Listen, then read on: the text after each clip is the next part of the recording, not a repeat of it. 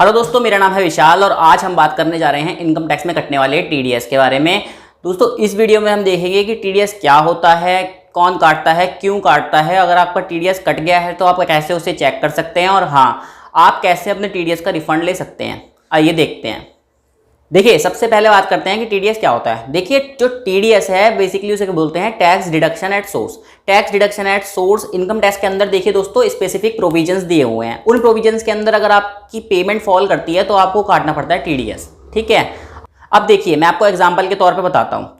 Suppose कीजिए आप हैं एक कंपनी और आपने एक बिल्डिंग ले रखी है रेंट पर, ठीक है, और उस बिल्डिंग का जो किराया आप पे कर रहे हैं मुझे, वो है 25,000 रुपये महीने का। ठीक है, आप मुझसे बिल्डिंग ले रखी है आपने और मुझे 25,000 रुपये महीने का किराया देते हैं। ठीक है, अब देखिए साल का जो किराया हो गया, मेरा रेंट जो हो गया वो हो गया करीब करीब 25,000 into 12 is equal to 3 lakh रुपए। ठीक है, अब इनकम टैक्स के अंदर एक प्रोविजन है जिसका सेक्शन है सेक्शन 194I।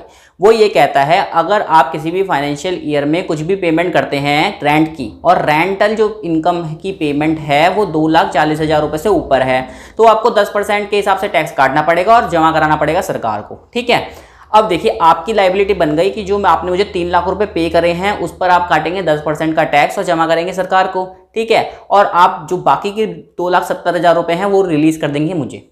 एक बात हो गई।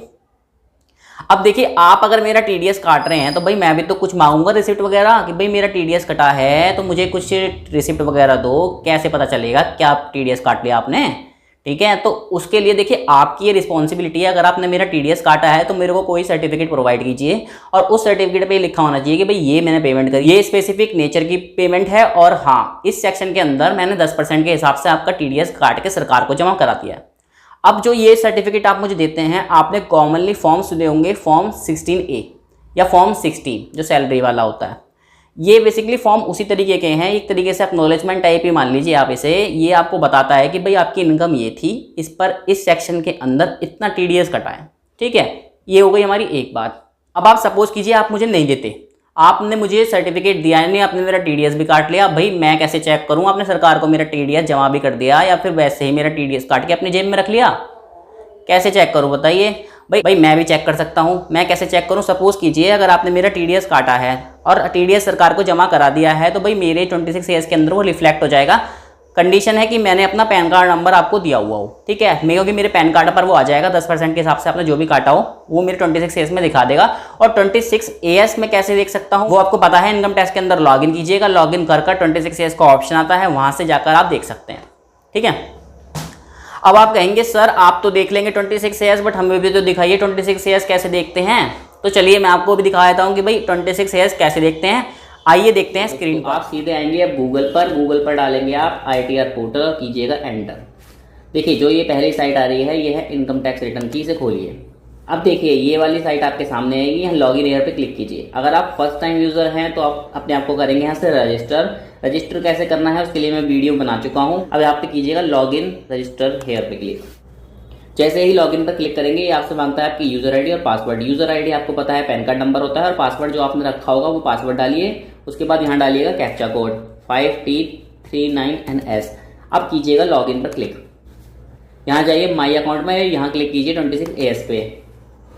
देखिए यहाँ कंफर्म पे क्लिक कीजिएगा। जैसे ही आप उस पर क्लिक करेंगे ये वाली आपके सामने एक डायलॉग बॉक्स आएगा, इस पे आई एग्री क्लिक करके प्रोसीड पे क्लिक कीजिए। अब देखिए ये है, यहाँ पर देखिए नीचे यहाँ लिखा हुआ है 26 ईयर्स। जितना भी आपका टीडीएस कटा हुआ है, अगर आपने अपने डिटेक्टर को पैन कार्ड नंबर दिया हुआ था अपना, तो वो अपनी जब रिटर्न भरेगा तो आपका यहाँ पर रिफ्लेक्ट हो जाएगा जो भी आपका टीडीएस कटा होगा। ठीक है, अब देखिए हमारा जो असेसमेंट ईयर है वो हम कर रहे हैं अभी 2021 का, और साथ में हमें देखना है ये HTML का, मतलब यहीं देख लेंगे हम। सिर्फ व्यू एंड डाउनलोड्स पे क्लिक कीजिए। अब देखिए आप आएंगे नीचे, देखिए नीचे यहाँ पर आपको दिख जाएगा अगर आपका कोई टीडीएस कटा हुआ होगा तो यहाँ पर आपको ये भी दिख जाएगा कि टीडीएस आपका जो काटा है वो किस बेसिस पे काटा है, किस सेक्शन के अंदर काटा है, सैलरी का काटा है, अदर सोर्सेज में काट दिया, आपकी FD वगैरह है, इस पे इंटरेस्ट पे अगर टीडीएस काटा है वो भी आपको दिख जाएगा। यहाँ देखकर भी आप अपनी इनकम लिख सकते हैं जिनमें टीडीएस कटा हुआ हो, वो वाली इनकम आपको यहाँ से भी मिल जाएंगी। देखिए ये देखिए नीचे तक आप देखेंगे तो टैक्स आपका कोई कटा हुआ होगा वो सारे यहाँ पर दिखा देगा। दोस्तों आपने देखा कि 26 ईयर्स में कैसे आपको दिखा देगा कि आपका कोई टीडीएस कटा है या नहीं कटा, और कटा है तो कौन से सेक्शन के अंदर कटा है, कौन सी स्पेसिफिक नेचर की पेमेंट के अंदर कटा है। ठीक है, अब हम आगे चलते हैं। अब हम बात करते हैं सीधे रिफंड की। देखिए, अगर आपका कोई टीडीएस कटा है और आपको चाहिए उसका रिफंड, तो आपको उसके लिए भरनी पड़ेगी इनकम टैक्स की रिटर्न, आईटीआर जिसे कहते हैं। ठीक है, अब आप पूछेंगे कि सर हमारी तो इनकम उतनी है भी नहीं कि हम आईटीआर भरें, क्या तब भी हमें आईटीआर भरनी पड़ेगी? देखिए, आईटीआर भरने के लिए कोई मिनिमम इनकम नहीं चाहिए, लेकिन आपके ऊपर मैंडेटरी तब होती है अगर आप इंडिविजुअल हैं और आपकी इनकम फॉल करती है बेसिक एग्जेम्पशन लिमिट से ऊपर। ठीक है, तो अब आपके लिए मैंडेटरी है, बट वॉलेंट्री आप कभी भी भर सकते हैं। अगर आपकी 10,000 रुपये की इनकम है तब भी आप आईटीआर फॉर्म भर सकते हैं। ठीक है, अब आप कहेंगे कि सर हमारे तो कोई इस तरीके का टीडीएस कटा नहीं होगा। तो देखिए दोस्तों, काफ़ी टाइम ऐसा होता है कि आपको पता भी नहीं होता और आपका टीडीएस कट जाता है। सपोज कीजिए आपका बैंक में कोई एफडी है और उस एफडी के ऊपर आपका इंटरेस्ट है जो कि 10,000 रुपये से ऊपर है। ठीक है, 10,000 रुपये से ऊपर होते ही बैंक काट लेगा उस पर टीडीएस। अब आप कहेंगे कि सर बैंक तो तब काटेगा ना जब हम फॉर्म नहीं लगाएंगे, वहाँ पर फॉर्म 15 और 15H होता है ना इसका, वो हमने लगा रखा है बैंक में।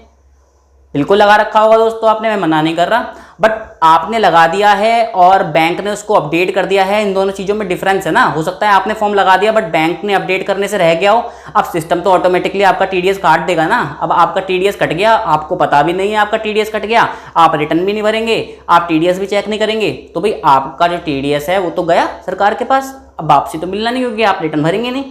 तो इसके लिए आपको अपना और अपनी फैमिली का टीडीएस चेक करना है। वीडियो के खत्म होते ही सबसे पहले अपना और अपने फैमिली मेंबर्स का टीडीएस चेक कीजिएगा। रिटर्न भरिए ना भरिए वो आपके हैंड पर है, बट टीडीएस जरूर चेक कीजिएगा किसी का टीडीएस तो नहीं कटा हुआ। और अगर आपका कोई टीडीएस कटा हुआ है तो रिटर्न भरकर उसका रिफंड आप ले लीजिए। ठीक है, और देखिए अगर इस तरीके का कोई टीडीएस आपका कटा हुआ हो तो मुझे कमेंट बॉक्स में कमेंट करके जरूर बता दीजिएगा कि सर आपकी वजह से हमारा टीडीएस बच गया, हमारा टीडीएस कटा हुआ था और हम रिटर्न नहीं भरने वाले थे। ठीक है, चलिए इसी के साथ कंप्लीट होती है आज की हमारी ये वीडियो। मिलते हैं आपसे अगली वीडियो में, तब तक घर रहें, सेफ रहें, सीखते रहें और हाँ, नेगेटिव लोगों से दूर रहना ना भूलें। Bye for today.